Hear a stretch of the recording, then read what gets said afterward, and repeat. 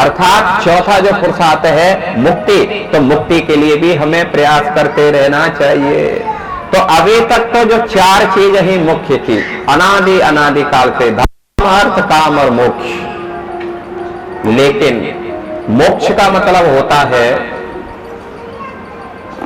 भगवान के शरीर में प्रवेश करना, या भगवान से कोई रिलेशन नहीं रखना। बस एक मतलब जैसे किसी पत्थर को जल में फेंक दो तो क्या करता है, वो पड़ा रहता है, कोई क्रिया उसके अंदर नहीं होती। तो वास्तव में मुक्ति तक ही जो है हमारा लक्ष्य था। लेकिन चैतन्य महाप्रभु जब आए तो उन्होंने जो है जो पंचम पुरुषार्थ दिया वो है प्रेम, अर्थात प्रेमा भक्ति। प्रेमा भक्ति बोलते हैं जिसमें भगवान के साथ में एक संबंध स्थापित करना। बिना संबंध स्थापित किए जो प्रेम है उसका आदान प्रदान हो नहीं सकता। ठीक है ना। जैसे हनुमान जी का भगवान श्री राम में दास्य भाव है, ठीक है ना। हनुमान जी हमेशा भगवान के चरणों में सेवा करना चाहते हैं।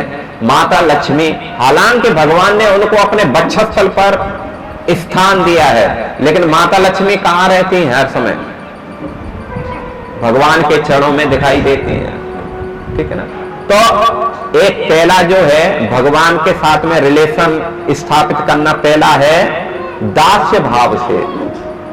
हम भगवान को मालिक और अपने को सेवक मान करके भगवान की सेवा कर सकते हैं। दूसरा है सख्य भाव से भगवान के साथ मैत्री स्थापित करना। जैसे भगवान के जो हैं बहुत सारे श्रीदाम है, सुदाम है, अर्जुन है, कई सारे सखा हैं जो वृंदावन में भगवान को मित्र मानते हैं। अर्जुन था भगवान के साथ में कैसा संबंध था, मित्र सखा भाव था। तो सखा भाव करके भगवान के साथ में संबंध स्थापित करना। और तीसरा था वात्सल्य, अर्थात भगवान को अपना माता पिता मान करके हम सेवा कर सकते हैं, या बच्चा मान करके भगवान को सेवा कर सकते हैं। बहुत से जो ब्रजवासी हैं भगवान को क्या मानते हैं, अपना बालक मानते हैं। और चौथा है वो है माधुर्य भाव, भगवान को अपना प्रेमी मानना। जैसे ब्रज की गोपियां भगवान को क्या समझती हैं, वो हमारे प्रेमी हैं, असली वो हमारे पति हैं, हम उनकी जो है पत्नियां हैं। तो इस प्रकार एक जो संबंध है भगवान के साथ में, इसमें प्रेम का आदान प्रदान होता है। इसके अलावा कोई प्रेम का आदान प्रदान नहीं होता है। तो इसलिए चैतन्य महाप्रभु जो भगवान श्री कृष्ण हैं, चैतन्य महाप्रभु कौन है, भगवान श्री कृष्ण हैं। जय कृष्ण, वो ही श्री चैतन्य महाप्रभु के रूप में आए हैं। और नित्यानंद प्रभु जो बलराम थे वो नित्यानंद प्रभु के रूप में आए हैं, ठीक है ना। तो कृष्ण ही चैतन्य महाप्रभु के रूप में आकर के उन्होंने जो प्रेम तक, प्रेम है, प्रेमा भक्ति है, हम सभी को प्रदान किया। और विशेष करके उस प्रेमा भक्ति को कैसे प्राप्त कर सकते हैं, तो वो है एक उपाय, वो है भगवान का नाम। हरे कृष्णा कृष्णा कृष्णा हरे हरे, हरे राम राम राम हरे हरे।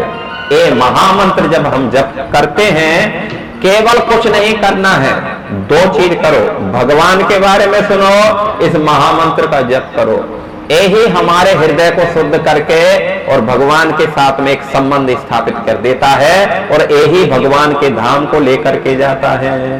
कहां लेकर के जाता है, तो ध्यान से सुनो। जो मुक्ति थी, धर्म अर्थ काम मोक्ष, मुक्ति जो है ब्रह्म ज्योति तक लेकर के जाता है।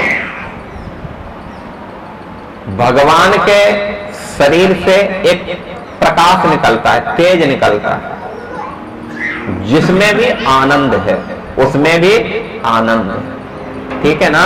जैसे स्वर्ग लोक से 100 गुना आनंद जिसको भूलोक बोलते हैं भुवलोक में है, भुवलोक से 100 गुना आनंद स्वर्गलोक में है,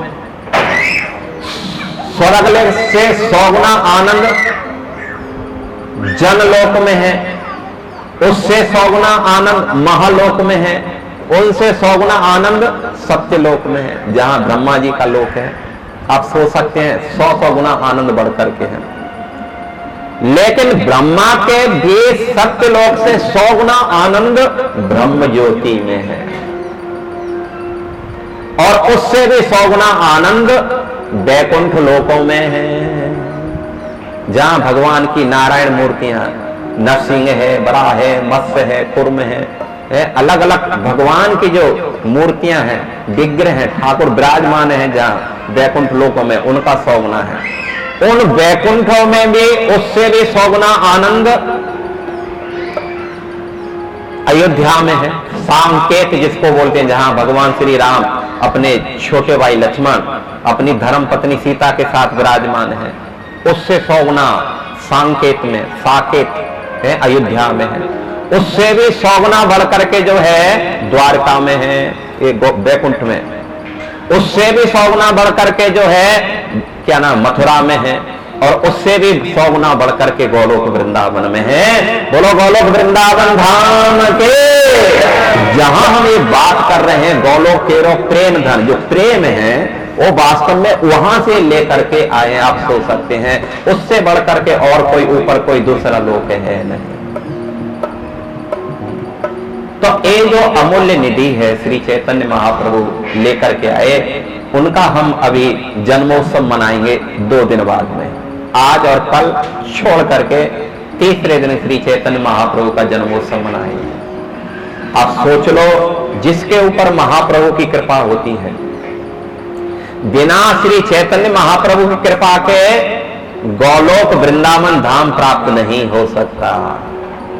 और चैतन्य महाप्रभु की कृपा कब प्राप्त होगी? जब नित्यानंद प्रभु की कृपा होगी।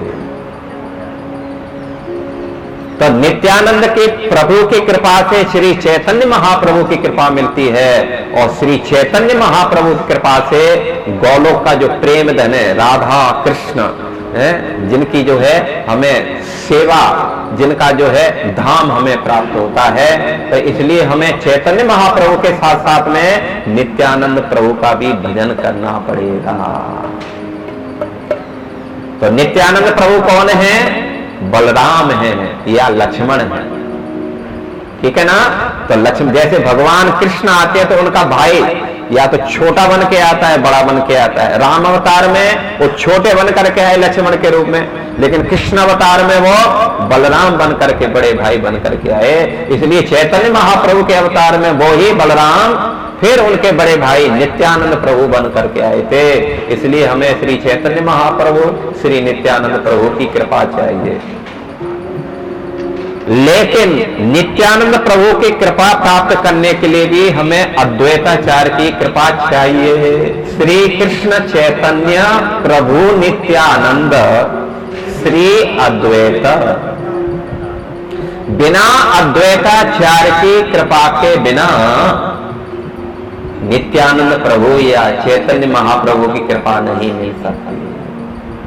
हम जंप नहीं कर सकते कहीं भी, जंप करने का कोई प्रश्न नहीं है, क्योंकि जंप करेंगे तो जो है कभी धोखा भी खा सकते। इसलिए स्टेप बाय स्टेप, एक सीढ़ी के बाद में एक सीढ़ी जो है चलना होगा हमें।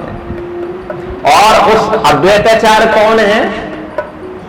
तो अद्वैताचार्य महाविष्णु है और सदाशिव है, सदाशिव है। जब कलयुग आ गया, जब कलयुग का आगमन हुआ तो जो शिव जी थे बहुत चिंतित हो गए, क्योंकि उन्होंने देखा कि कलयुग में प्रायेण अल्प आयुष सभ्य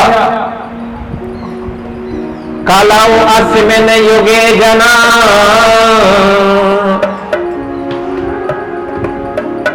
मंदा सुमंद मतयो मंद भाग्य ही उपाद्रता।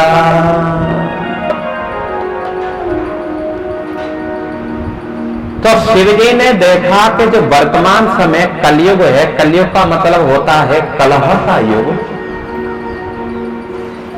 जिसमें प्रायेण अल्प आयुषु, लोगों की आयु क्या हो गई है, अल्प हो गई है।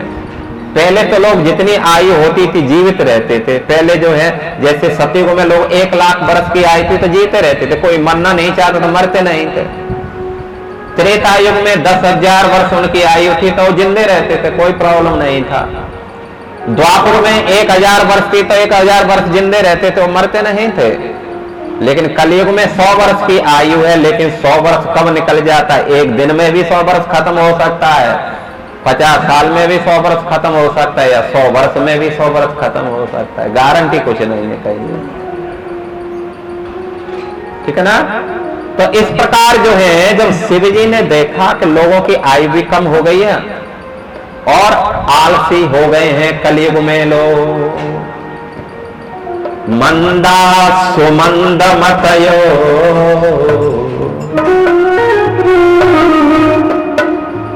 मंद का मतलब होता है आलसी। किस चीज के आलसी, तो खाने पीने के आलसी नहीं, खाने के लिए तो बिल्कुल टाइम से पहले हम पहुंचते हैं।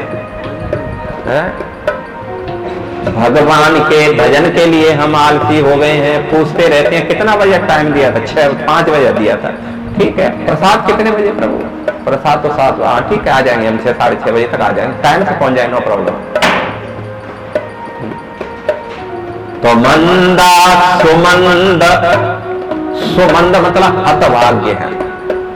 कुछ भी अच्छा करना चाहते हैं तो बहुत सारी समस्याएं आकर के मतलब तैयार हो जाती हैं।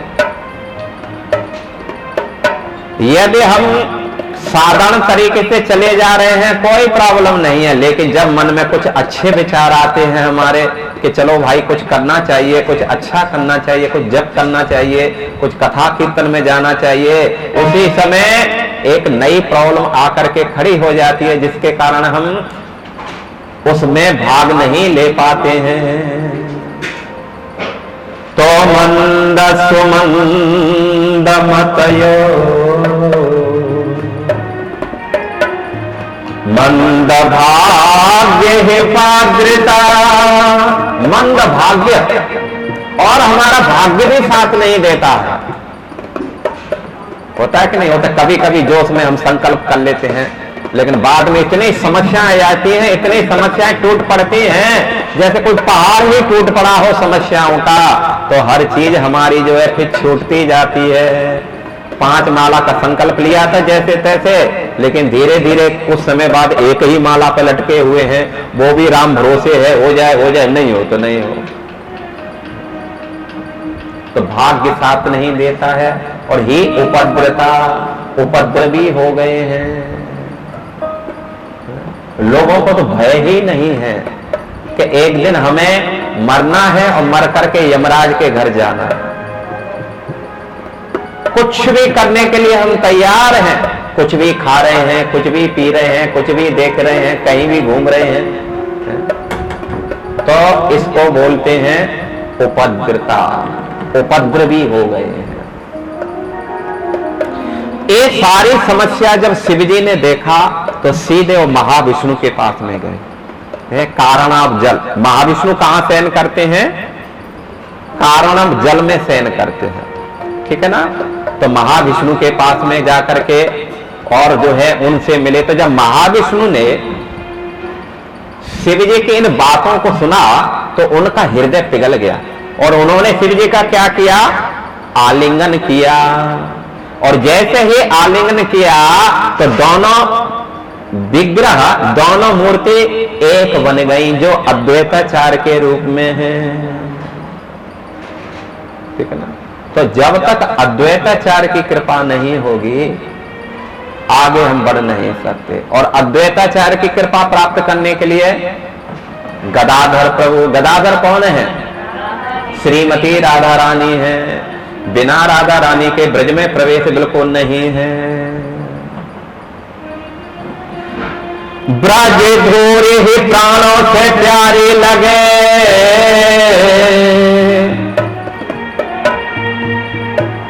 ब्रज धूरी ही प्राणों से प्यारे लगे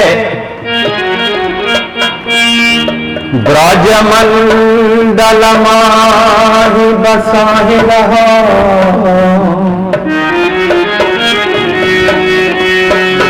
रसिकों के संग में मस्त रहूं, जगजाल से माहि बचाहि रहो। नित बांके की झांके निहारा करो, छवि छाप सोना छकाहि रहो। अहो बांके बिहारी यही विनती, मेरे नैनों से नैना मिलाते रहो। तो वृंदावन के ठाकुर हैं, ठाकुरानी हैं, ठाकुर भगवान श्री बांके बिहारी लाल हैं, और ठाकुरानी कौन है वहां के? राधा रानी। तो बिना राधा रानी के ठाकुर एक कदम भी आगे नहीं बढ़ते हैं, इसलिए राधा रानी की कृपा जरूरी है। वो है गदाधर, और राधा रानी की कृपा प्राप्त करने के लिए श्रीवास। जो श्रीवास कौन है? नारद जी हैं, क्योंकि नारद ही भक्ति के देने वाले हैं। बिना गुरु के, नारद जो है गुरु हैं, क्योंकि बिना गुरु के इनमें से किसी की कृपा नहीं मिल सकती है। तो नारद जी भक्ति के आराध्य हैं, भक्ति को देने वाले हैं। भक्ति भक्त संगेषु जायते, भक्ति का जो प्रादुर्भाव है वो भक्तों के संग से होता है। तो इसलिए नारद जी उस भक्ति को, प्रेम भक्ति को हमें प्रदान कर सकते हैं, जिससे हम आगे बढ़ सकते हैं। तो महाप्रभु का जन्म तो हो चुका है, हम जो है जन्म लीला को बाद में कहेंगे। जन्म का एक कारण हम आप लोगों को बताएंगे। एक कथा मेरे को मिली थी चैतन्य मंगल में। श्री चैतन्य महाप्रभु के लीलाओं के ऊपर, उनका जन्म, उनकी बाल लीला है, उनकी पौगंड लीला है, उनकी यौवन लीला है, ये सारा अलग अलग शास्त्रों में बताया गया है। कृष्णदास कविराज ने चैतन्य चरितामृत में लिखा है, भगवान की लीलाओं का वर्णन किया है। वृंदावन दास ठाकुर ने, क्या नाम है, चैतन्य भागवत में भगवान की लीलाओं का वर्णन किया गया है। और लोचनदास ठाकुर ने चैतन्य मंगल में भगवान की लीलाओं का वर्णन किया है।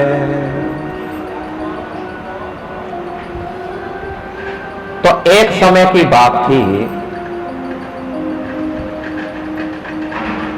भगवान श्री कृष्ण द्वारका में वास कर रहे थे।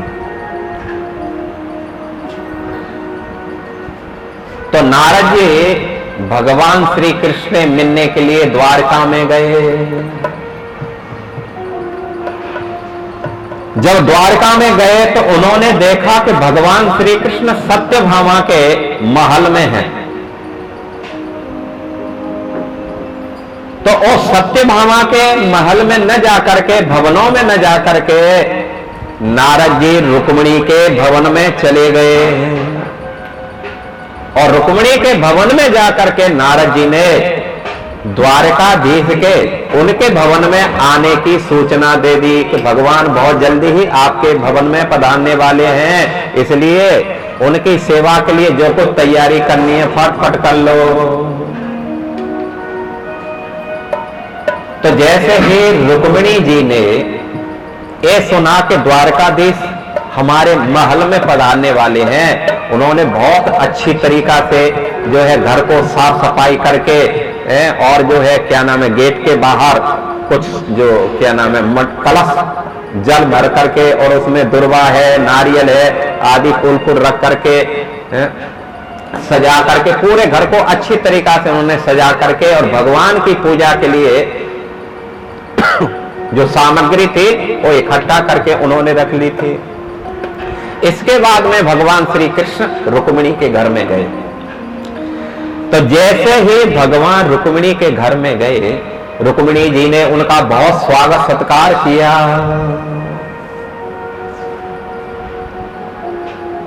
पहले जब पति घर में प्रवेश करता था तो उनकी जो धर्म पत्नी है उनके स्वागत के लिए बाहर पहुंच जाती थी, और ये डेली का क्रम होता था। ऐसा नहीं कि किसी विशेष साल 2 साल बाद आ रहे तो ही जो है उनके स्वागत के लिए जाया था। प्रत्येक दिन का उनका एक क्रम था कि जैसे ही उनके पति देव घर में आते हैं उनके स्वागत के लिए जो है वो क्या करती थी, गेट के बाहर ही पहुंच जाती थी, गेट तक पहुंच जाती थी, और उनको जो है वहां से उनको लेकर के साथ साथ में आती थी। आसन पर, एक पलंग पर, जहां भी है उनको बिठाती थी। सर्दी है तो कुछ गरम गरम चीज थोड़ा सा पेय उनको देती थी पहले। ठंडी है, सर्दी है और ठंडी एक ही बात है, और गर्मी है तो कुछ ठंडा उनको जो है बना करके देती थी। ये उनका क्रम था। और समय है तो नॉर्मल चीज कुछ बना करके दे, लेकिन जरूर ऐसा करती थी। उनको मालूम था, ये भी रहता था उनको मालूम कि हमारे पति देव क्या लाइक करते हैं, क्या पसंद करते हैं। उसी प्रकार पति के मन के अनुकूल ही वो सेवाएं किया करती थी। पति को किसी भी चीज के लिए बोलने की जरूरत नहीं पड़ती थी, हर चीज वो अपने आप कर लेती थी। इसलिए पहले लड़ाई झगड़े नहीं हुआ करते थे। देखो, कुछ तो हमें अपना त्याग करना ही पड़ेगा। हम सोचेंगे केवल पति ही जो है हमारी सेवा करते, हाँ में हाँ मिलाता रहे, तो ये ठीक भी नहीं है और ऐसा संभव भी नहीं है। आप देखो, जितनी भी नारियां हुई पहले भारत के इतिहास में है, जिनका जो है आज नाम गुणगान किया जाता है, उनके जीवन से देखो, पति के सोने के बाद में वो सोती थी। जब पति देव सो जाते थे उसके बाद में वो सोती थी, और पति के उठने से पहले उठ जाती थी वो, और उसके बाद में मतलब इतना वो सेवाएं करती थी, उतना काम करती थी कि आप सोच भी नहीं सकते हैं। इसलिए शास्त्रों में ऐसा कहा जाता है, यदि कोई पति की सेवा करती है पत्नी, उनकी धर्म पत्नी उनकी, और वो कुछ भी नहीं कर पा रही है किसी कारण से, तो गारंटी है स्वर्ग लोक तक वो अपने आप चली जाएगी, बिना किसी प्रयास के चली जाएगी। उसकी सेवा से ही स्वर्ग लोक उनको मिल जाएगा। और यदि पति भक्त है, भक्त की सेवा कर रही है, तो समझ लेना चाहिए कि भगवत प्रेम, भगवत धाम को चली जाएगी। ये बिल्कुल नहीं। तो हुआ ये, रुक्मिणी जी ने बहुत अच्छी ठाकुर जी की सेवा की। भगवान ने जो है बड़े प्रसन्न हुए, जब तक उनके बच्चे भी आ गए, क्योंकि भगवान की 16,108 रानियां, ठीक है ना, सभी से 10-10 लड़के और 1-1 लड़कियां, मतलब 11-11 बच्चे थे सभी से। तो जैसे ही घर में वो पहुंचे, बच्चों का भगवान ने जो है आलिंगन चुम्बन किया, बड़े प्रेम से मतलब उनको अपने पास में बिठाया। उसी समय क्या हुआ, उसी समय रुक्मिणी जी जोर जोर से रोने लगी, हाय हाय हाय हाय। भगवान को बड़ा आश्चर्य हुआ, भाई क्या बात है, रुक्मिणी जी क्यों रो रही हैं? तो रुक्मिणी जी से भगवान ने पूछा, अरे तू रो क्यों रही है भाई? हम तुम्हारे यहां आए हैं तो तुझे प्रसन्न होना चाहिए, इसका मतलब है तुम प्रसन्न नहीं हो हमसे। तो रुक्मिणी जी ने कहा कि नहीं पति देव, ऐसी बात नहीं, हम तो बहुत प्रसन्न हैं आपसे आपके आने से। तो फिर रो क्यों रही है? जो प्रसन्न व्यक्ति हो तो रोता नहीं। तो उन्होंने कहा कि इसका कारण श्रीमती राधा रानी ही जानती हैं मैं क्यों रो रही हूं। उन्होंने कहा बात तो अच्छी बात है, लेकिन आप भी तो कुछ बताओ, आप क्यों रो रही हैं? तब जो है रुक्मिणी जी ने कहा कि प्रभु, अब आप हमें छोड़ करके जा रहे हैं, क्योंकि हमने सुना है कि अब जो है आप इस धराधाम को छोड़ करके फिर जो है चैतन्य महाप्रभु के रूप में प्रकट होने वाले हैं। रुक्मिणी जी ने कहा कि प्रभु हम आपके बिना जीवित नहीं रह सकती हैं, इसलिए हमारे साथ में ऐसा छल कपट मत करना, आप हमें छोड़ना, अनाथ मत बना देना प्रभु। भगवान तो भक्त वत्सल हैं, भक्तों की इच्छा कितनी तीव्र है, बस ऐसा ही भगवान कार्य करते हैं। लोक लाज तज बिनहि काज मैंने बैकुंठ बिसराय, भगतन ने मोहे नाना रे भांति नचायो, भगतन ने मोहे नाना रे भांति नचायो।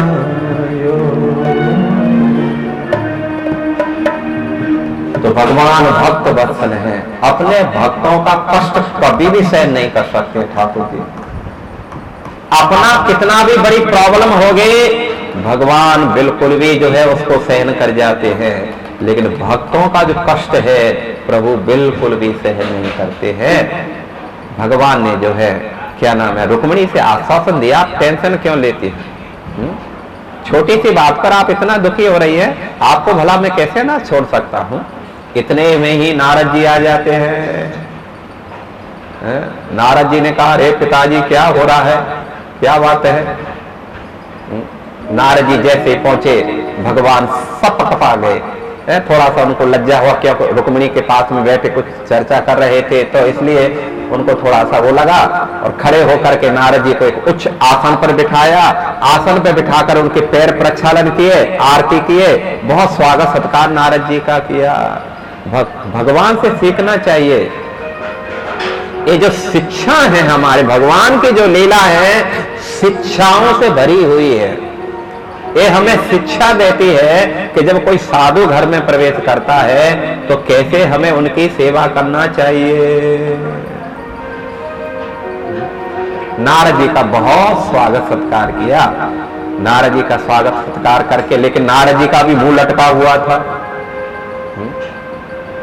रुक्मिणी जो है भगवान ने पूछा, भाई क्या बात है, आज जिसको मैं देख रहा उसी का मुंह लटका हुआ, क्या चक्कर है। आप लोगों का तो नहीं लटका है ऐसे मुंह, नहीं ना। तब जो है भगवान ने नारद जी से पूछा, नारद जी क्या बात है, आप इतना चिंतित क्यों हो रहे हो। हालांकि नारद जी एक ऐसे भक्त हैं जिनके दर्शन करने मात्र से व्यक्ति खुश हो जाता है, आनंद में डूब जाता है। गंगार परस हैले पाश्चात्य पावन, दर्शने पवित्र करे यही तुम्हार गुण। गंगा में एक लंबे समय तक स्नान करने से गंगा जी पवित्र करती है, लेकिन भक्तों के तो दर्शन मात्र से ही व्यक्ति पवित्र हो जाता है। इसलिए भगवान द्वारकाधीश ने नारद जी से कहा, अरे भाई नारद, अरे तुम्हारे कारण तो हम जैसे ग्रस्त हर समय चिंतित रहते, टेंशन में बने रहते हैं, कम से कम तुम्हारे आने से हमें आनंद प्रदान होता है, लेकिन आज हम देख रहे हैं कि आपका ही मुंह लटका हुआ है, क्या चक्कर है। तब जो है नारद जी ने कहा कि प्रभु हमने सुना है कि अब आप इस धराधाम को छोड़ने वाले हैं और छोड़ करके श्री चैतन्य महाप्रभु के रूप में आप प्रकट होने वाले हैं। नारद जी की बात सुनकर के भगवान श्री द्वारकाधीश ने कहा, नारद आपने बिल्कुल ठीक समझा, आप ऐसा करो, जाओ जो है दूसरे लोकों में जाकर के उनको निमंत्रण दे करके आ जाओ, हमारी लीला में जो है सहायता करने के लिए वो भी हमारे साथ में अवतार लें, प्रकट हो अलग अलग स्थान। क्योंकि जब भगवान आते हैं तो भगवान कभी भी अकेले नहीं आते हैं। समझ गए ना इस बात का है। जैसे शास्त्रों में कहा जाता है कि सृष्टि के पहले कुछ भी नहीं था, केवल नारायण थे। तो नारायण थे इसका मतलब क्या, अकेले नारायण थे? नहीं, भगवान अकेले कभी भी नहीं रहते हैं। नारायण थे, माता लक्ष्मी उनके साथ में थी, उनका पूरे परिकर उनके साथ में थे, उनके भक्त उनके साथ में थे, उनका लोक उनके साथ में था। जैसे कोई कहे कि राजा आ रहा है, इसका मतलब थोड़ी है कि राजा कोई हाथ हिलाता हुआ अकेला चले आ रहा है। राजा आ रहा है कि मतलब हाँ, उनका पूरा दल बल आ रहा है। इसलिए भगवान जो है कभी भी अकेले नहीं चलते हैं। जैसे हम लोग एक उठाया बैग चल पड़ते हैं अकेले कहेंगे, लेकिन भगवान अकेले नहीं चलते, पलटन चलती है। भगवान आते भी हैं जब संसार के अंदर पूरा अपना लोक लेकर के आते हैं। वृंदावन जो है बैकुंठ का ही एक भाग है, 84 कोस गोलोक वृंदावन का, उसी का एक 84 कोस का जो हिस्सा है भगवान ने पूरा यहाँ वृंदावन धाम में वो प्रकट कर दिया है। वही ब्रजमंडल जो है भगवान के धाम से अलग नहीं है। जहां जमुना जी हैं, गिरिराज जी महाराज हैं।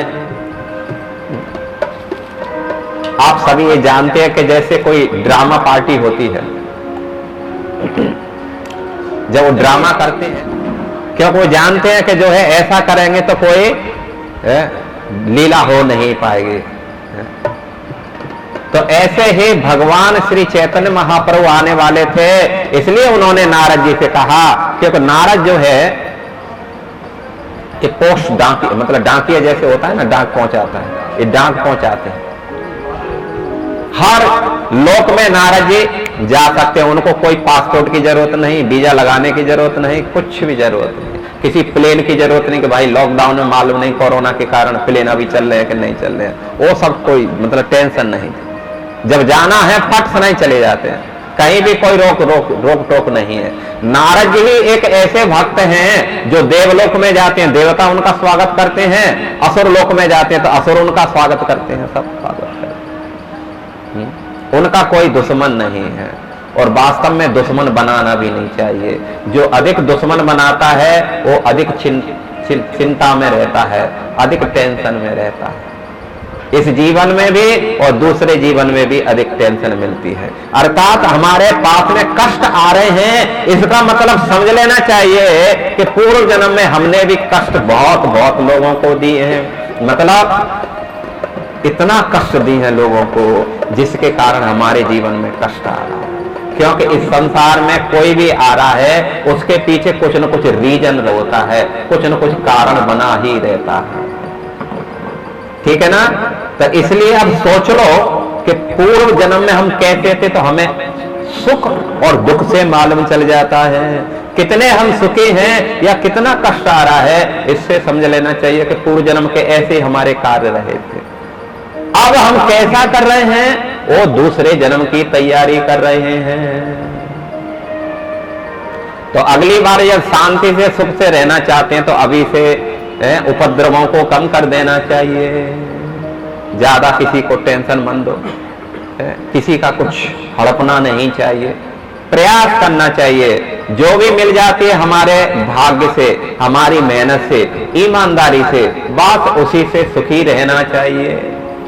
और ऐसा आप करेंगे तो परिवार भी सुखी रहेगा और हम भी सुखी रहेंगे। लेकिन हम छीना झपटी करके इकट्ठा कर भी लेंगे तो शांति नहीं मिलेगी, परिवार भी सुखी नहीं रहेगा, और दूसरे जीवन के लिए भी हमने डबल टेंशन लेकर के तैयार कर लिया है। बोलो कृष्णचंद्र भगवान की जय, बोलो श्री चैतन्य महाप्रभु की जय। इसलिए सावधान रहना चाहिए हमें।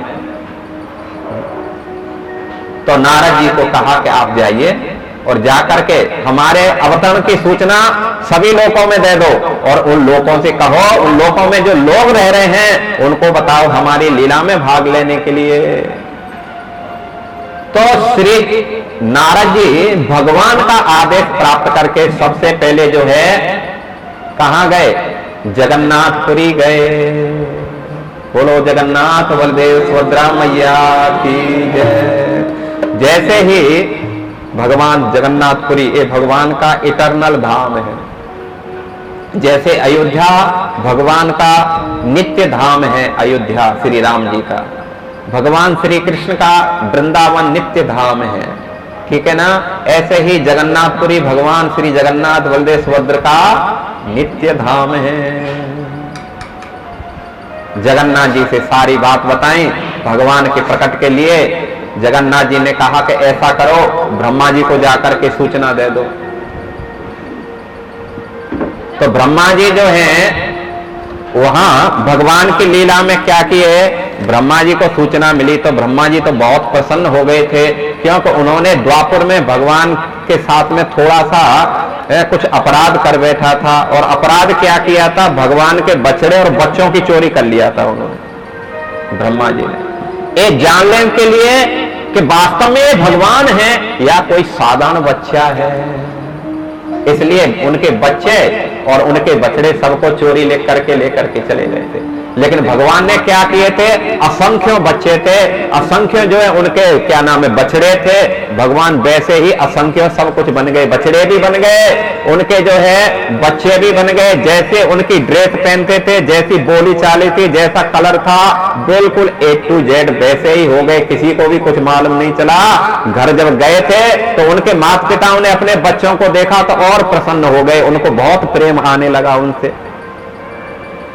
क्योंकि भगवान जब सोच सकते हैं कि इसमें एक साधारण बच्चा भी माता पिता को कितने प्रिय होता है, उसके लिए जान तक माता पिता दे देते हैं। तो जिसका भगवान बच्चा बन गया हो, आप सोच सकते हैं कितना आनंद उनको नहीं मिला हुआ होगा। इसलिए जैसे ही अपने बच्चों से मिलते थे उसको छोड़ना नहीं चाहते थे। यहां तक कि उनके और भी बच्चे थे, लेकिन अपने जब उस बड़े बच्चे को गोदी से लगाते थे उनके स्तनों में दूध आ जाता था, अपने आप दूध आ जाता था, बात कर लेते। तो ब्रह्मा जी ने इस प्रकार जो है बच्चों को लेकर के छुपा दिए थे। लेकिन जब उनको मालूम चला कि नहीं नहीं मैंने बहुत गलती की है, ऐसा मुझे नहीं करना चाहिए, तो ब्रह्मा जी क्या किए, क्षमा याचना किए भगवान से। ये लीला 1 साल तक चलती रही। हालांकि ब्रह्मा जी जब गए और वापस आए इसी में 1 साल निकल गया था। सोच लो आप कितना वहां का समय में और यहां के समय में कितना फर्क हो जाता है। ब्रह्मा जी अपने लोक में जाने के लिए आने के लिए जितना समय लगा चुटकी भर में, यहां कितना समय निकल गया, 1 साल निकल गया। तो ब्रह्मा जी को मालूम चला तो उन्होंने हाथ जोड़ करके प्रार्थना किया कि प्रभु मैंने बहुत बड़ी गलती की है, इसलिए मैं इसका प्रायश्चित करना चाहता हूं। हालांकि भगवान ने माफ कर दिया, बोला ब्रह्मा कोई बात नहीं है, तू मेरा ही बच्चा है। क्योंकि ब्रह्मा जी का प्राकट्य कहां से हुआ है, भगवान के नाभि से हुआ है, तो भगवान का ही तो लाला है। तो उन्होंने कहा तू मेरा ही लाला, कोई बात नहीं, इतना टेंशन क्यों ले रहा है तू, गलती तो सबसे हो जाती है, कोई बात नहीं है, तूने कम से कम स्वीकार तो कर लिया गलती हो गई। आजकल के बच्चे तो मानते ही नहीं कि हमने कोई गलती की है। जो भी गलती की है उनके माता पिता ने किया, कुछ भी हो जाए तो तूने गलती किया, तूने ऐसा किया, तू मुझे रोकती सुबह तो मैं क्यों सिगरेट पीता भाई, शराब क्यों पीता था, तूने कहा ही नहीं मालूम। लेकिन पहले तो माता पिता प्रेम में जो है इतना लाल लड़ाते रहे तो क्या कर रहा है बिल्कुल देखना नहीं चाहते थे। अब जो है एकदम पूरा गलत रास्ते पे चला गया था, अब जो है सारा उन्हीं के ऊपर मर देते, तूने ऐसा करवाया। तो यही था, तो ब्रह्मा जी ने भगवान के चरणों में प्रार्थना किया कि हे प्रभु जब आप प्रकट होंगे तो मैं आपके लीला में भाग लेने के लिए आना चाहता हूं और एक ऐसे परिवार में जन्म लेना चाहता हूं जो बिल्कुल नीच परिवार हो। क्योंकि मनुष्य के लिए कुछ चीजें बहुत हानिकारक हो सकती हैं, जैसे उच्च परिवार, उसमें हमारा ईगो रहता है, अहंकार रहता है, मैं उतने बड़े कुल खानदान से, तू कौन है मेरे सामने हो सकता है, होता है कि नहीं होता है। ये अहंकार को बढ़ाता है। ज्यादा बुद्धिमान होना, ज्ञानी होना, वो भी एक अहंकार का मतलब प्रतीक है। बहुत अधिक धनी होना ये भी एक बहुत बड़ी समस्या क्रिएट करता है। बहुत बड़ा सुंदर होना ये भी एक बला ही है, समस्या ही है बहुत ज्यादा। तो इसलिए ब्रह्मा जी ने कहा प्रभु यदि दूसरा जन्म अभी जब है मेरे को, अब आप जब प्रकट होंगे तो मैं आपके साथ में आपकी लीला में सहायता करने के लिए आऊंगा, लेकिन एक क्षुद्र परिवार में मैं जन्म लेकर के आऊंगा। तो इसलिए नारद जी ब्रह्मलोक में गए और ब्रह्मा जी से कहा, भैया अब जो है श्री चैतन्य महाप्रभु प्रकट होने वाले हैं, इसलिए तुम तैयार हो जाइए, तैयारी करो। तो ब्रह्मा जी किसके रूप में प्रकट हुए? हरिदास ठाकुर के रूप में ब्रह्मा जी प्रकट हुए थे। एक मुस्लिम परिवार में उन्होंने जन्म लिया था और बाद में इतने बड़े भक्त बने भगवान के, 3 लाख भगवान के नाम का जप करते थे। हरे कृष्णा कृष्णा कृष्णा हरे हरे, हरे राम राम राम हरे हरे। 1 लाख बिल्कुल मानसिक जप करते थे, जीभ भी नहीं हिलती थी। 1 लाख अर्थात 64 माला। 1 लाख का मतलब 64 माला। 64 माला वो कैसे करते थे? थोड़ा बोल करके करते थे। हरे कृष्ण कृष्ण कृष्ण हरे हरे, हरे राम राम राम हरे हरे, हरे कृष्ण कृष्ण कृष्ण हरे हरे, हरे राम राम राम हरे हरे। और 1 लाख जोर जोर से चिल्ला करके करते थे। हरे कृष्णा कृष्णा कृष्णा हरे हरे, हरे राम राम राम हरे हरे। ऐसे जोर जोर से चिल्ला करके करते थे। 3 लाख नाम लेते थे, सोच लो। और हम तो 2 माला 4 माला में बोल, प्रभु जी आजकल तो हमने 4 माला कर दिए हैं। जैसे मालो हमने कितनी मालाएं बढ़ा दी हैं जो है। अब सोचो कहां हमारी स्थिति है। तो वही हरिदास जो ब्रह्मा जी हरिदास ठाकुर के रूप में वहां पर जो है प्रकट हुए। और भी जो है उनके बड़े भाई, क्या नाम, बलराम जो है नित्यानंद प्रभु के रूप में आए। हड़ाई पंडित के यहाँ नित्यानंद प्रभु बन करके आए थे, ठीक है ना। तो इस प्रकार जो है श्रीमती राधा रानी गदाधर पंडित के रूप में आई थी। अलग अलग उनके जो है पार्षद आ गए। और इस प्रकार नारद जी सारी जगह न्योता दे करके अब जो है जो आने वाला है उसको मान लीजिए न्योता न दिया, जिसके कारण पूरा प्रोग्राम अरेंज किया हो, जो पूरा मतलब चीफ गेस्ट जो हो, जिसके कारण ही मतलब प्रोग्राम बनाया जा रहा हो, यदि वो ही नहीं आए तो जो है समस्या वाली बात, उनको निमंत्रण न दिया जाए। इसलिए नारद जी क्या किए? नारद जी सीधे जो है नवद्वीप गए। कहां गए थे? नवद्वीप गए। नवद्वीप में कौन वास करता है? श्री चैतन्य महाप्रभु का धाम नवद्वीप। गोलोक जो वृंदावन है, गोलोक वृंदावन के ही 2 पार्ट हैं। एक भाग में श्री चैतन्य महाप्रभु की लीला चलती है, दूसरे भाग में किसकी लीला चलती है? चैतन्य महाप्रभु की लीला चलती है। तो इसलिए नारद जी जब नवद्वीप धाम में पहुंचे, गोलोक वृंदावन में पहुंचे, उन्होंने श्री चैतन्य महाप्रभु को जहां देखा, उनका जो विग्रह कैसा है? चैतन्य महाप्रभु भगवान श्री कृष्ण श्याम वर्ण के हैं, लेकिन श्री चैतन्य महाप्रभु बिल्कुल कृष्ण वर्ण, त्वसा कृष्ण। त्वसा कृष्ण मतलब जो कृष्ण काले नहीं हैं, वो कैसे बन करके आए हैं? गौर वर्ण, अर्थात जैसे पिघला हुआ सोना होता है। राधा रानी का गोल्डन जो है उनका जो आभा है राधा रानी की शरीर की, वो पिघले हुए सोने की जो है तरिया। उसी प्रकार श्री चैतन्य महाप्रभु 2 चीज लिए थे। भगवान कृष्ण राधा रानी के 2 चीज लेकर के आए थे। क्या क्या चीज? एक तो उनके शरीर का कलर लिए थे। तो राधा रानी के शरीर का कलर कैसा है? गोल्डन, जैसे पिघला हुआ सोना होता है, ऐसी जो है गौर वर्ण। और दूसरा क्या लिए थे? उनका भाव लिए थे। राधा, क्योंकि भक्तों में सबसे बड़ा भक्त कौन है? ब्रज के जो हैं जितने भी भक्त हैं पूरे ब्रह्मांड के अंदर, उन सब में श्रेष्ठ माने जाते हैं ब्रजवासी गण। और उन ब्रजवासियों में भी सबसे बड़े भक्त हैं ब्रज की गोपियां, जिन्होंने भगवान के लिए अपना सर्वस्व अर्पण कर दिया था।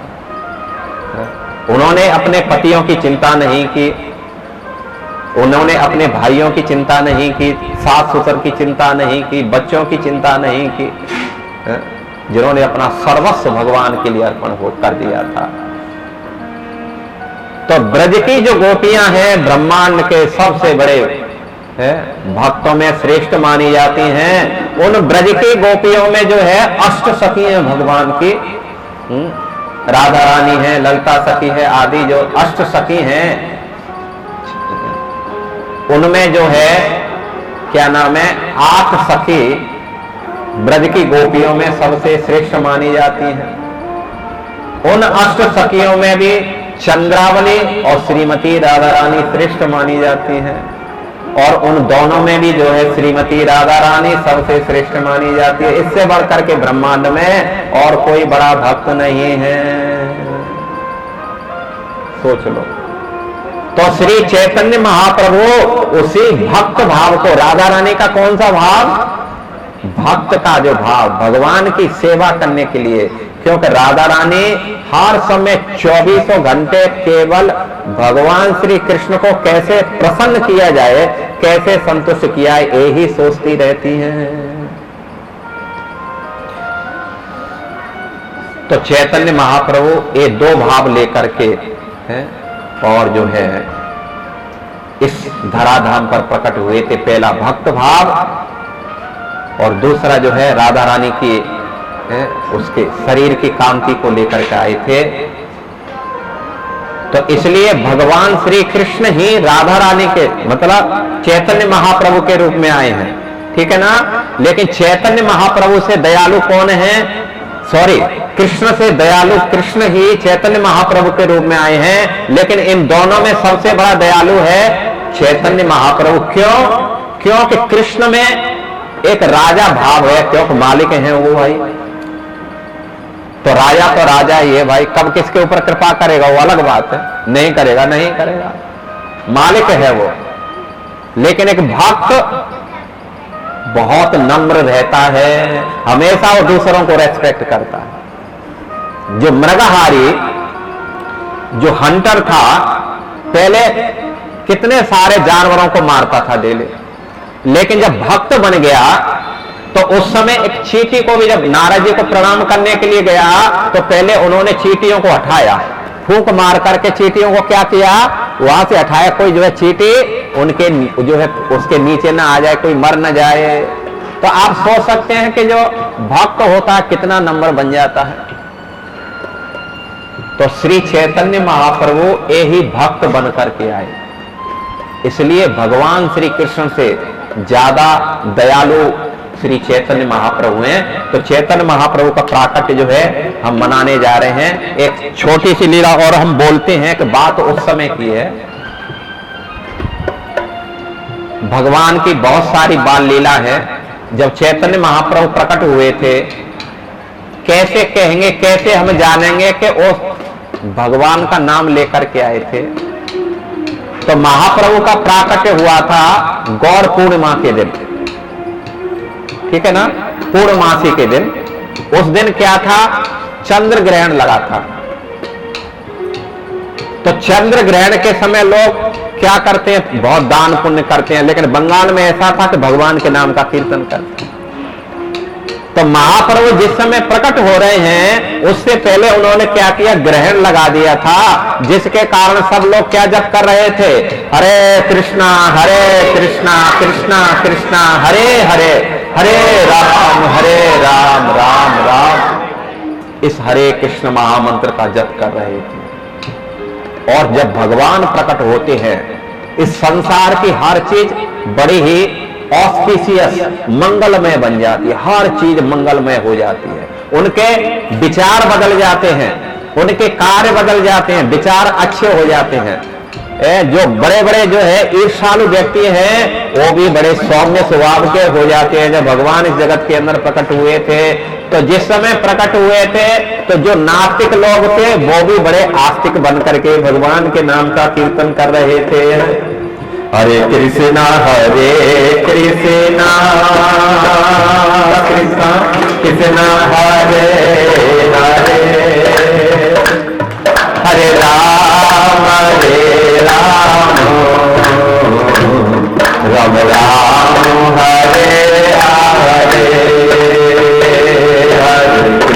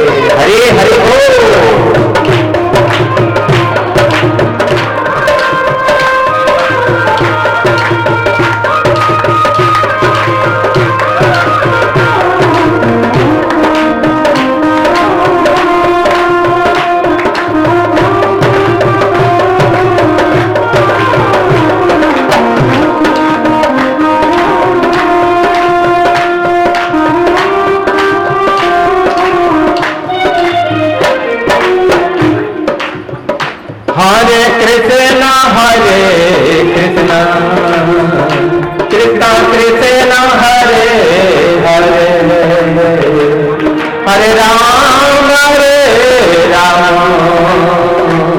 राम राम हरे हरे, हरे कृष्ण कृष्ण कृष्ण हरे हरे, हरे राम राम राम हरे हरे,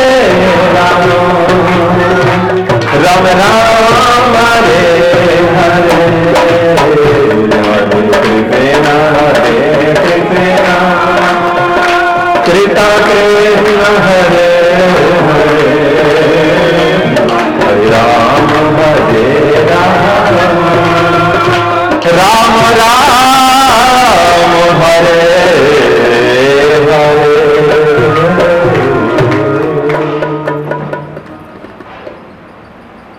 तो भगवान श्री चैतन्य महाप्रभु आए, उसके पहले ही उन्होंने हरे नाम को प्रकट कर दिया। जैसे महाप्रभु जब भगवान आते हैं तो उनके माता हैं, पिता हैं, गुरुजन वृंद हैं, आदि आदि पहले प्रकट हो जाते हैं। ऐसे ही महाप्रभु ने इस हरिनाम को पहले प्रकट कर दिया। और जब प्रकट हो गए महाप्रभु, फिर कैसे उन्होंने इस हरिनाम का सभी से कीर्तन कराया। तो जब बच्चे होते हैं, छोटे छोटे बच्चे जब रोते हैं तो माताएं क्या करती हैं, उनको कुछ खिलौना पकड़ा देती हैं। बच्चे लोग शांत हो जाते हैं, उससे खेलते रहते हैं। कोई ज्यादा कुछ रोता है तो कुछ खाने पीने की वस्तु उसको पकड़ा देती हैं, तो बच्चे प्राय जो है संतुष्ट हो जाते हैं। लेकिन चैतन्य महाप्रभु क्या थे, जब ये रोते थे तो रोते थे उनके जो है और बहुत सारे जो उनकी देख रेख कर रही थी, माता भी उनको जो है बहुत क्या करती, देख रेख करती थी। तो महाप्रभु को जब छोटे से बच्चे थे, लगभग 3-4 महीने के, रोते थे तो उनको कोई भी वस्तु देते थे वो बिल्कुल चुप नहीं होते थे। कैसे चुप होते, जब उनको जो है हरि नाम करते थे, हरि बोल हरि बोल हरि बो हरि बो हरि बो हरि बो हरि बो हरि बो हरि बो हरि बो हरि बो हरि हरे हरि बो हरि बो हरि बो हरि बो हरि बो हरि बो हरि बो।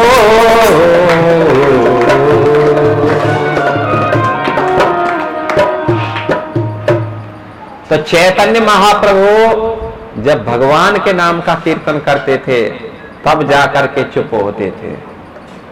जब तक कीर्तन चलता रहता था वो चुप होते थे, हंसते रहते थे, देखते रहते थे।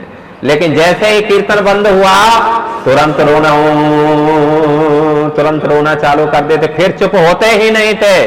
कब तक चुप नहीं होते, दोबारा जब कीर्तन चालू नहीं हो जाता था।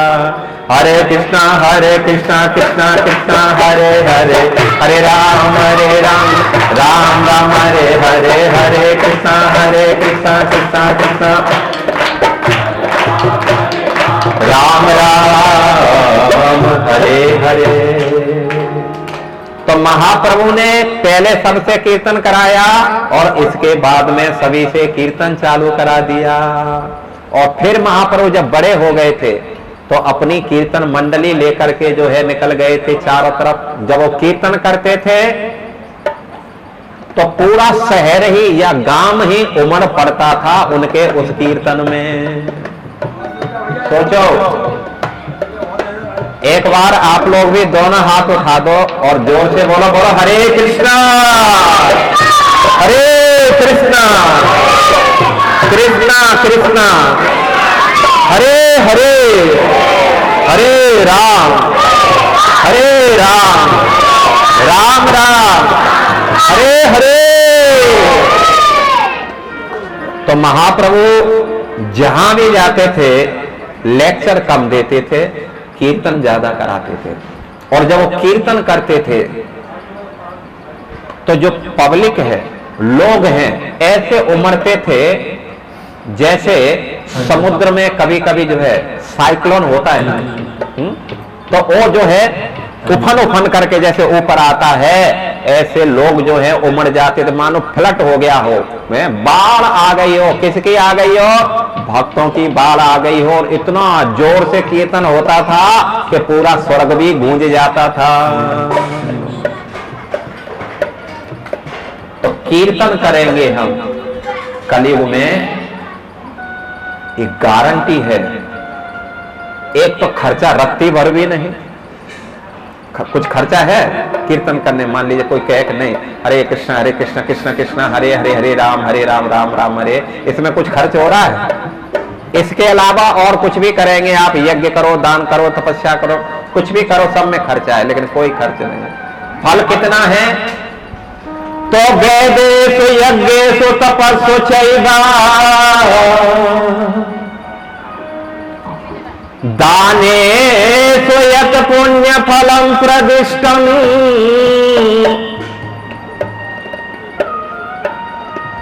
वेदेषु यज्ञेषु तपस्सु चैव दानेषु यत् पुण्य फलम प्रदिष्टम्। अत्येति तत्सर्व इदं विदित्वा योगी परम स्थान उपेति चाध्यम्। वेदों के पढ़ने से जो फल मिलता है, आजकल लोग बोलते हैं जी वेद हैं हमारे पास में, अरे भगवत गीता पढ़ना ही, भगवत गीता पढ़ने में हालत खराब हो रही है, वेद कहां से पढ़ सकते हैं? तो वेदेषु यज्ञेषु, बड़ी बड़ी यज्ञ करने से जिस फल की प्राप्ति होती है, तपस्सु चैव, तपस्या करने से जिस फल की प्राप्ति होती है, और दान देने से जिस फल की प्राप्ति होती है। वेदेषु यज्ञेषु तपस्सु चैव दानेषु यत् पुण्य फलम प्रतिष्ठम्। इन सब से जो पुण्य मिलता है, यदि कोई भगवान के नाम का कीर्तन कर रहा है, जप कर रहा है, तो सभी के फल को प्राप्त कर लेता है। उसको और कुछ करने की जरूरत नहीं है, हर चीज इसमें आकर के मिल जाता है। आप सोच गए ना कितना फल है। प्रसाद तो तैयार हो रहा है, हमारी तरफ देखते रहो आप लोग, कोई दिक्कत नहीं होगा, वो तो नजदीक ही है, आप खुशबू भी ले रहे होंगे। हरि बोल। तो इस प्रकार महाप्रभु ने जन्म से पहले ही हरिनाम को प्रकट करा दिया, और इस हरिनाम का उन्होंने पूरे संसार में प्रचार किया। कितना प्रचार किया कि संसार में फ्लड ला करके रख दिया, बाढ़ आ गई थी, संसार में बाढ़ आ गई थी। इसके बाद में भगवान चैतन्य महाप्रभु साक्षात भगवान है, उसका उन्होंने कैसे प्रमाण दिया, तो ध्यान से सुनो। भगवान आते हैं तो ऐसे ही हम नहीं कह देते कि तू भगवान बन जा भाई, हम तुझे भगवान मान लेते हैं।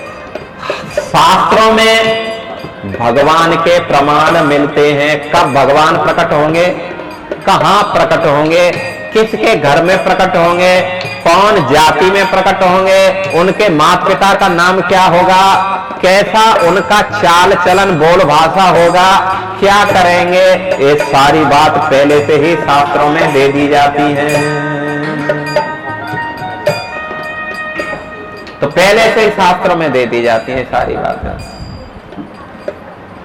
ठीक है ना। तो ऐसे ही चैतन्य महाप्रभु भगवान है, कैसे हम मानेंगे।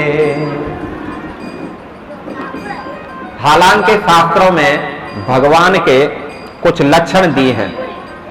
क्या लक्षण है, तो 5 दीर्घ 5 सूक्ष्म 7 रक्त 6 उन्नत 3 ह्रस्व पृथ्वी गंभीरो 2 शत लक्षणे महा।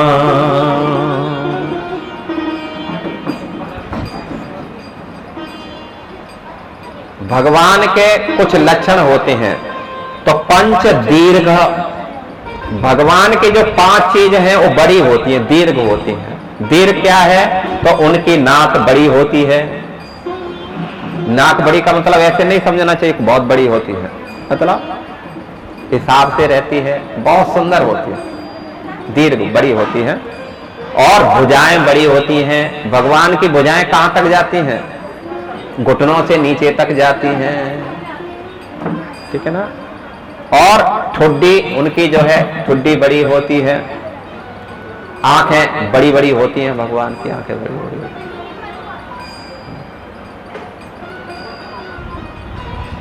और भगवान के घुटने बड़े होते हैं। तो ये 5 ये कैसी हैं? दीर्घ कही गई हैं। और 5 सूक्ष्म, 5 जो है छोटी होती हैं, सूक्ष्म होती हैं। जैसे भगवान की जो चमड़ी है वो पतली होती है। उंगलियों की जो बनावट है वो भी जो है छोटी होती है।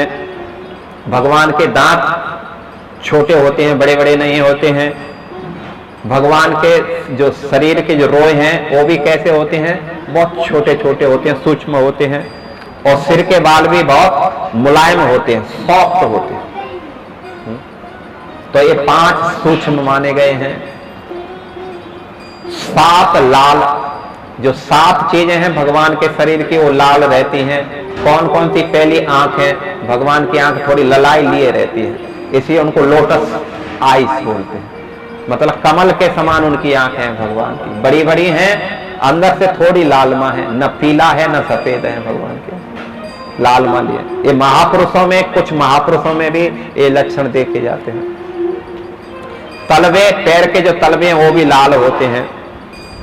हथेलियां वो भी लाल होती हैं। तालू लाल होते हैं।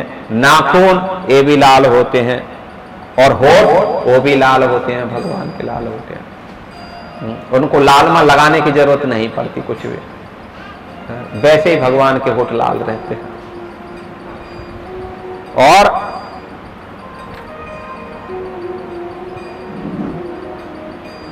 सट उन्नत, 6 अंग है वो उठे हुए होते हैं भगवान के। कौन कौन से? वक्षस्थल, भगवान की जो वक्षस्थल है चौड़ा उठा हुआ है।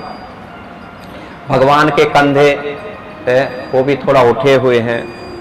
नाखून है, नाक है, कमर है और मुंह, ये जो है कुछ उठे हुए हैं। और 3 जो अंग होते हैं भगवान के बहुत छोटे होते हैं। गर्दन भगवान की बड़ी नहीं है, छोटी है। जांघें भगवान की छोटी हैं और शिशिर भगवान के छोटे हैं। 3 चौड़ी होते हैं, कमर उनकी चौड़ी है, ललाट उनका चौड़ा है, वक्षस्थल उनका चौड़ा है। और 3 गहरी, उनकी नाभि गहरी, उनकी वाणी गहरी और उनके प्राण गहरे। तो इस प्रकार जो है ये 23 द्वा त्रि सतः,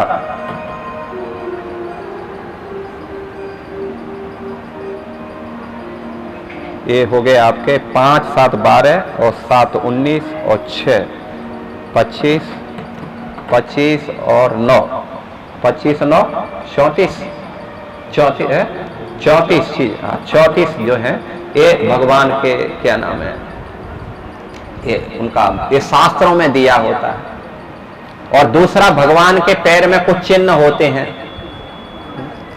पैरों में चिन्ह, सभी के चिन्ह नहीं मिलते हैं, तो भगवान के पैरों में चिन्ह थे। तो इन चिन्हों को देख करके हम, ये महापुरुष में भी ये लक्षण भी हमने जो बोले थे महापुरुष के अंदर होते, लेकिन चिन्ह केवल भगवान के शरीर में ही पाए जाते हैं, सारे चिन्ह पाए जाते हैं।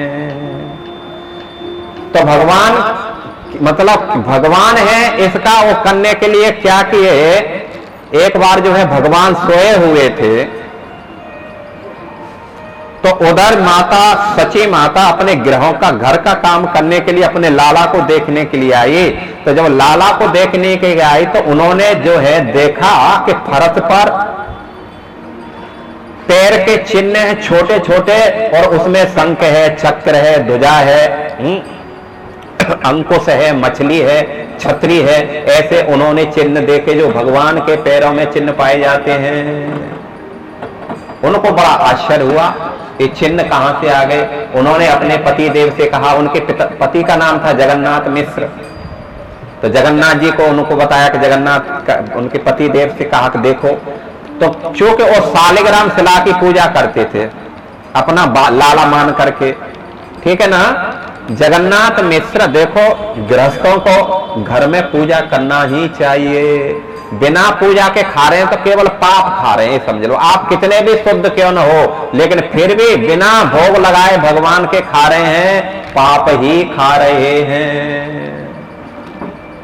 तो जो कहे कि जी हम तो ऐसा कोई पाप नहीं कर रहे लेकिन पूजा नहीं करते हैं, जो लोग पाप खा रहे हैं, भगवान ने गीता में कहा है, यज्ञ शिष्ट सनः संतौ मुच्यन्ते ते कलमसः, यज्ञ षष्टौ सिनः संतौ मुच्यन्ते कर्म भी, भुंजते तो अघ पापा हे पचंत आत्म कारण।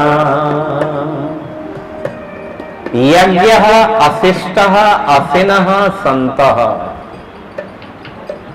जो संत लोग होते हैं भगवान को भोग लगा करके खाते हैं, इसलिए मुच्यन्ते सर्व किल्बिषैः, सारे पापों से मुक्त हो जाते हैं।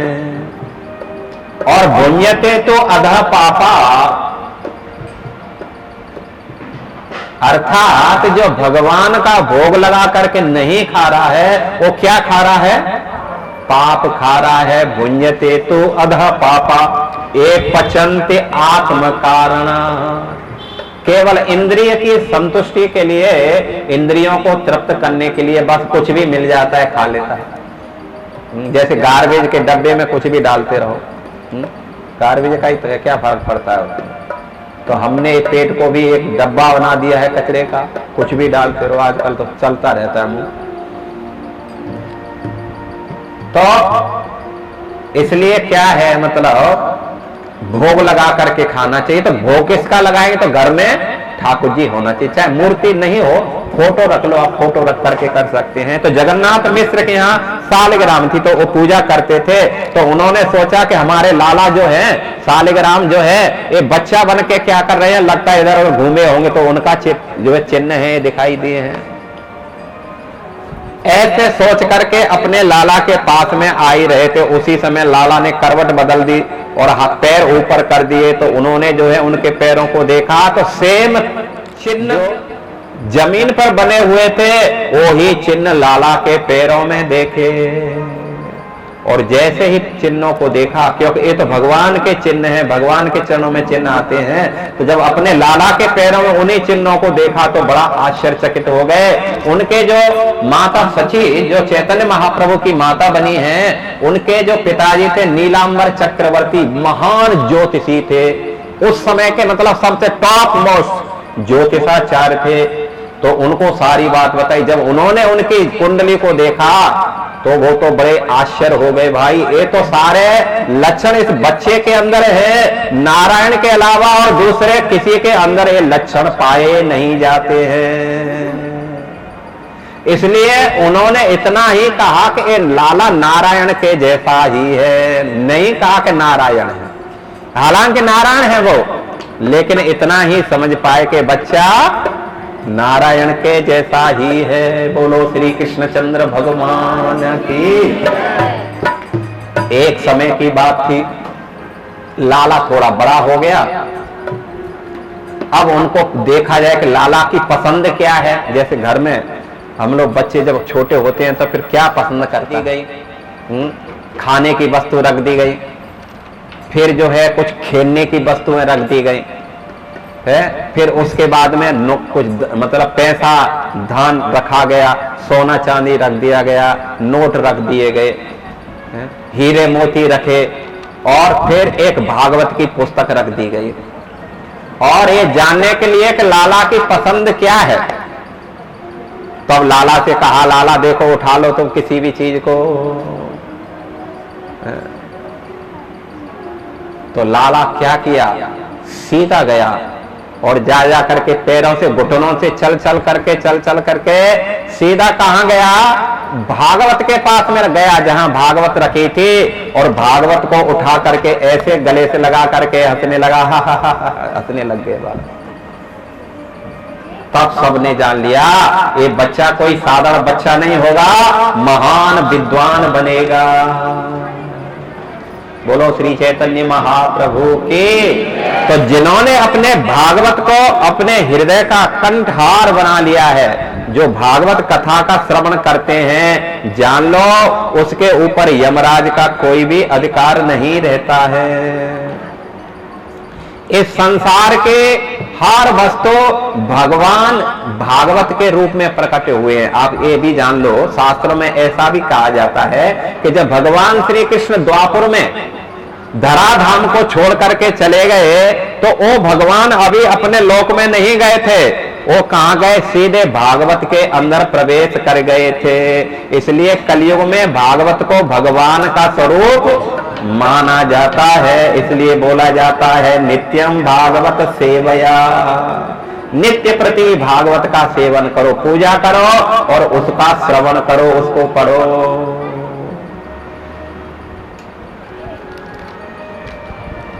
नटवर नागर नंदा, नटवर नागर नंदा, बाजरे मन गोविंदा।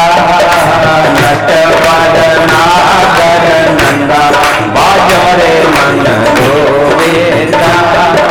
नटवर नागर नंदा, बाजरे मन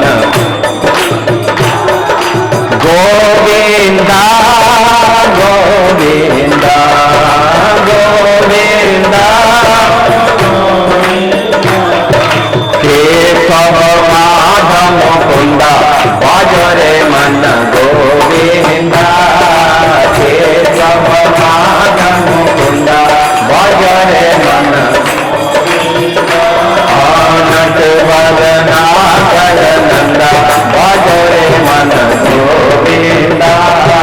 नटवर नागर नंदा, बाजरे मन गोविंदा।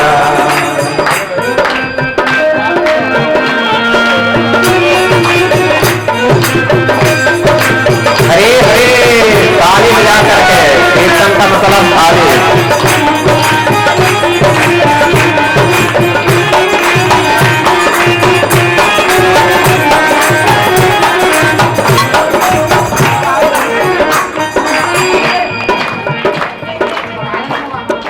तू ही नटवर, तू ही नागर, तू ही नटवर, तू ही नागर। तू ही नटवर, तू ही नागर, तू ही नटवर। तू ही नटवर, तू ही नागर, तू ही नटवर, तू ही बाल मुकुंदा, बाजरे मन गोविंदा। तू ही बाल मुकुंदा, बाजरे मन। नटवर नागर नंदा, बाजरे मन गोविंदा। नटवर नागर।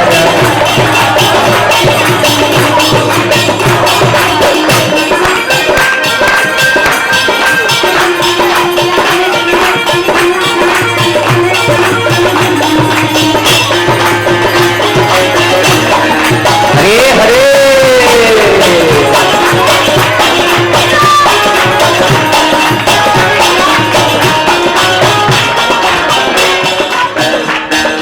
सब देवानी में कृष्ण बड़े हैं,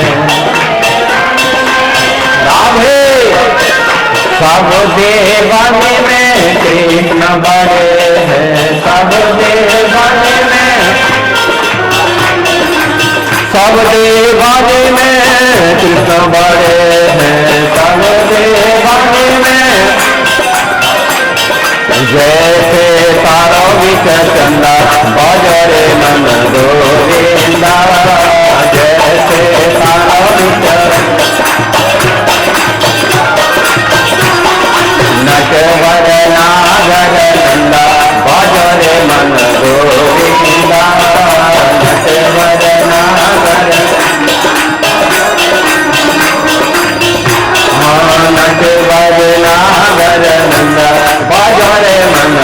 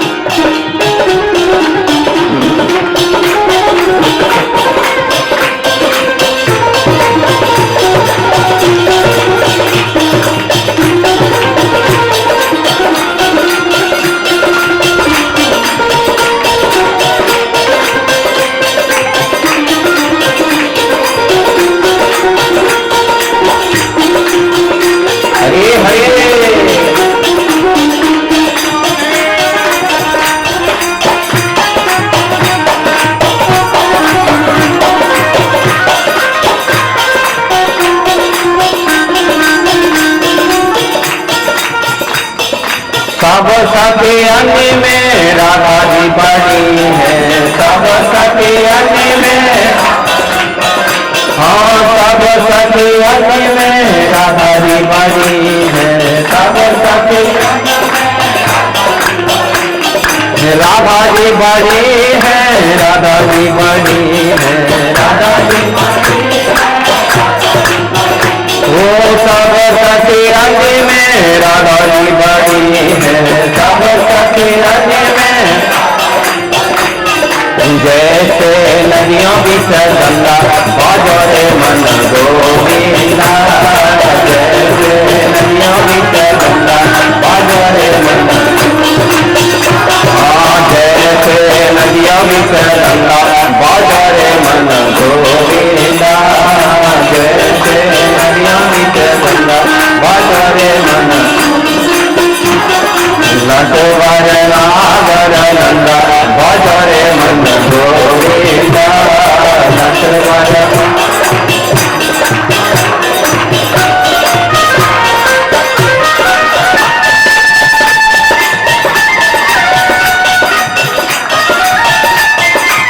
निताई गौर प्रेमानंदे हरि हरि बोल।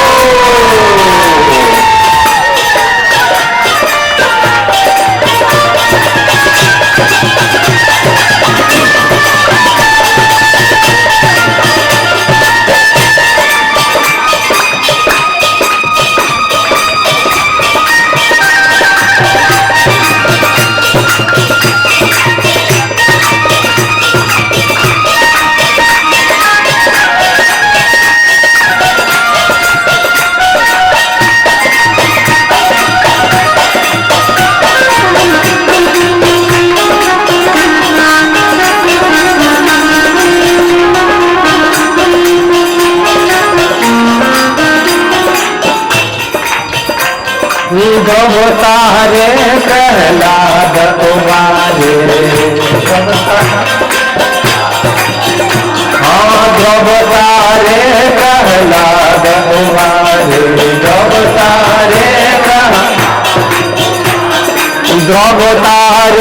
प्रहलाद उबारे, जब तारे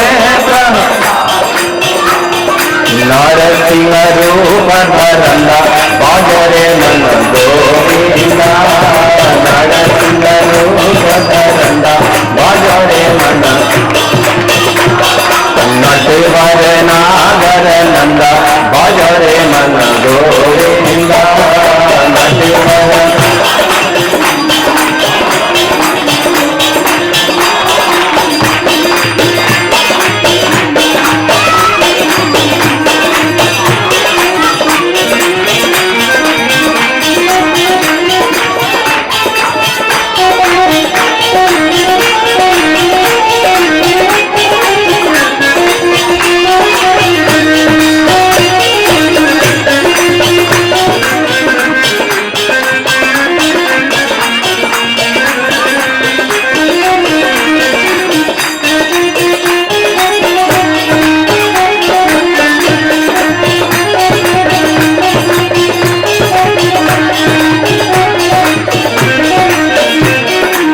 वृंदावन में रात रचायो, हाँ वृंदावन में रात रचायो, वृंदावन ओ रात रचायो, रात रचायो, ओ वृंदावन में रात रचायो, वृंदावन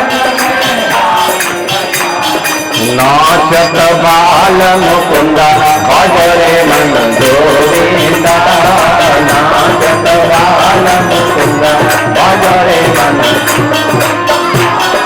नटवर नागर नंदा बाजो रे मन गोविंदा, नटवर नागर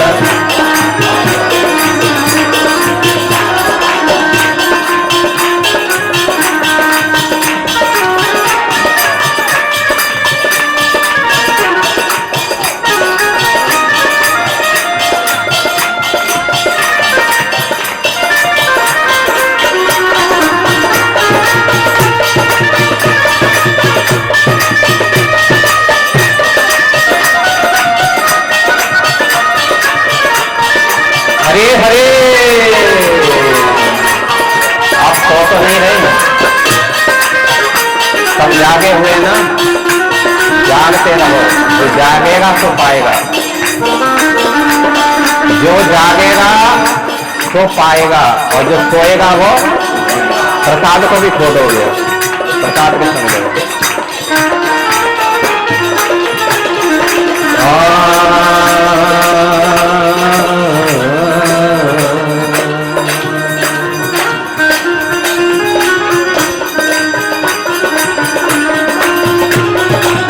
चंद्र सखे भजे बाल कृष्ण छवि, चंद्र सखे भजे, ओ चंद्र सखे भजे बाल कृष्ण छवि, चंद्र सखे भजे काटत काटत यम के फंदा, बजरे मन गोविंदा, काटत यम के फंदा, बजरे मन गोविंदा, नटवर नागर नंदा, बजरे मन गोविंदा, नटवर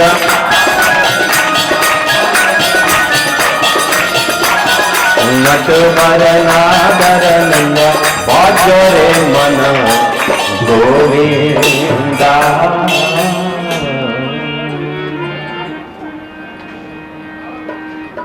तो श्री चैतन्य महाप्रभु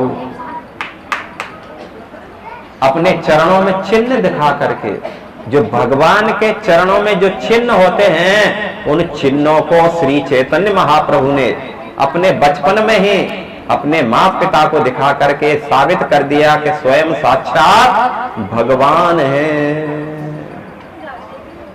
एक बार की बात थी, 10 मिनट में हम भोग लग रहा है ना, तैयार है? ठीक है, तो एक छोटी सी 5 मिनट की कथा कह देते हैं, बाकी कल से आप लोग लेट आएंगे तो हम लेट चलेंगे, आप जल्दी आएंगे तो हम जल्दी चलेंगे। आप लोग कैसे चलना चाहते हैं? तो कितने बजे का समय दिया है?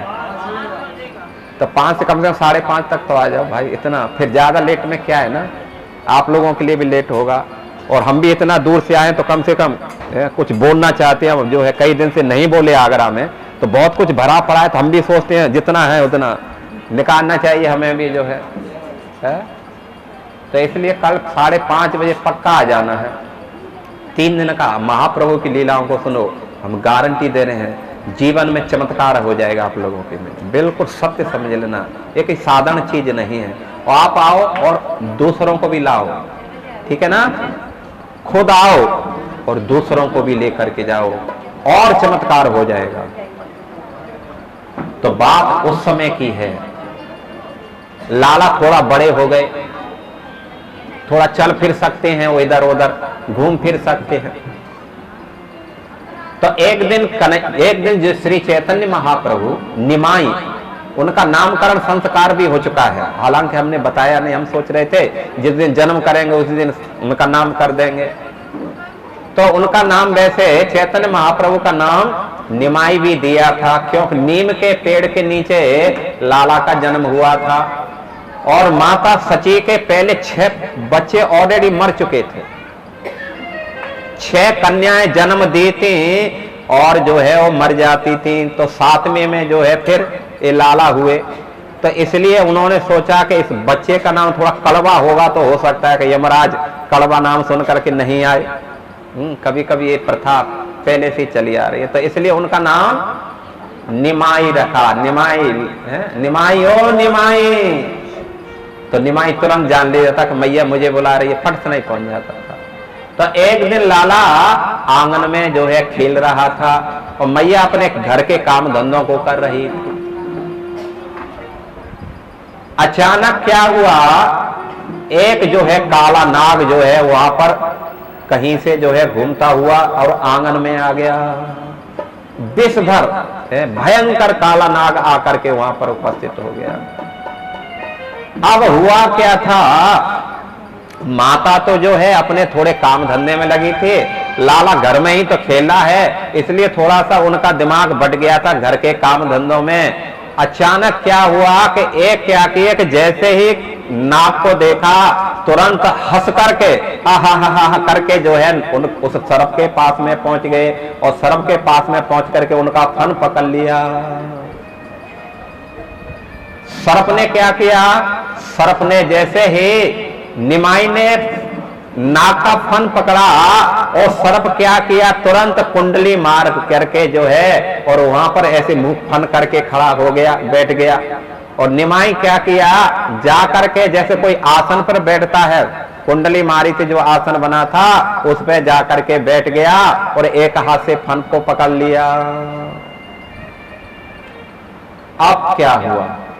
अब जैसे ही माता ने थोड़ी देर बाद अपने लाला को देखा तो देखा कि लाला जो है सर्प के ऊपर बैठा है और अपने हाथ से सर्प का फन पकड़े हुआ है और सर्प भी जो है बड़े आराम से वहां पर हैं और लाला भी बड़े आराम से उस पर बैठा है। तब तो मैया जोर जोर से चिल्लाने लगी, सर्प सर्प सर्प सर्प, हाय हाय, मर गई, लाला को जो है सर्प न खा ले, इसलिए जोर जोर से चिल्लाने लगे। जब चिल्लाई जोर जोर से तो पाड़ पड़ोसी भी वहां इकट्ठे हो गए, लेकिन किसी की हिम्मत नहीं पड़ रही है। भयंकर काला नाग है। माता तो बेचारी जाना चाहती है लेकिन लोग उनको रोक देते कि नहीं नहीं, खा जाएगा, डस लेगा तुझे, डस लेगा। लेकिन जो है मां बेहोश हो रही है, बार बार उठती है, बेहोश हो रही है। लोग चिल्ला रहे हैं, गरुड़ गरुड़ गरुड़ गरुड़ करके चिल्ला रहे हैं। अब क्या हुआ कि जो है धीरे धीरे करके निमाई ने देखा कि सारा परिवार दुखी हो रहा है, सब चिल्ला रहे हैं, तो इसलिए सर्प क्या किए, धीरे से अपनी जो है वहां से कुंडली से हट करके और वहां से बाहर चला गया। जब कन्हैया फिर दौड़ करके पकड़ने के लिए गया लाला निमाई, तो जो है मैया ने उसको तुरंत पकड़ करके अपनी गोदी से लगा लिया, सर्प चला गया। ये सर्प कौन था? स्वयं अनंत शेष थे। अनंत शेष ही अपने ठाकुर की सेवा करने के लिए बहुत समय हो चुका था, इसलिए भक्त भगवान की सेवा किए बिना रह नहीं सकता एक सेकंड के लिए। इसलिए स्वयं अनंत शेष ही और जो है सर्प के रूप में आकर के अपने प्रभु को थोड़ा सा जो है सेवा करके वहां से फिर चले गए। बोलो अनंत शेष भगवान की, श्री श्री चैतन्य महाप्रभु की जय, समस्त वैष्णव भक्त वृंद की। हरे कृष्णा कृष्णा कृष्णा हरे हरे राम राम राम हरे हरे।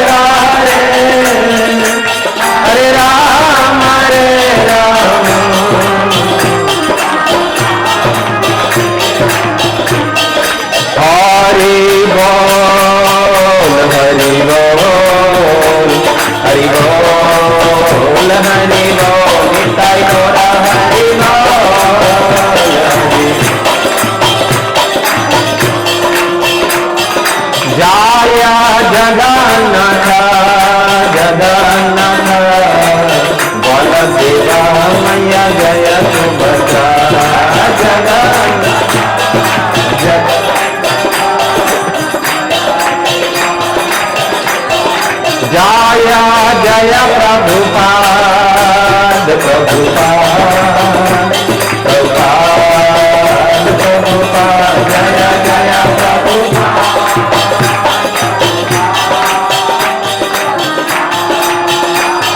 नीताई गौरा हरि बोल हरि बोल हरि बोल हरि बोल। नीताई गौरा हरि बोल हरि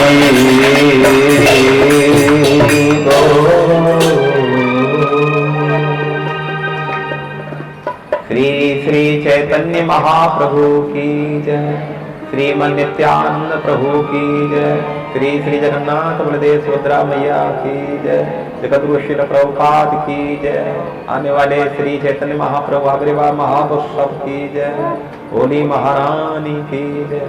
निताई गौर प्रेमानंदे हरि हरि गो, निताई गौर प्रेमानंदे हरि, निताई गौर प्रेमानंदे हरि गो। हरे कृष्ण।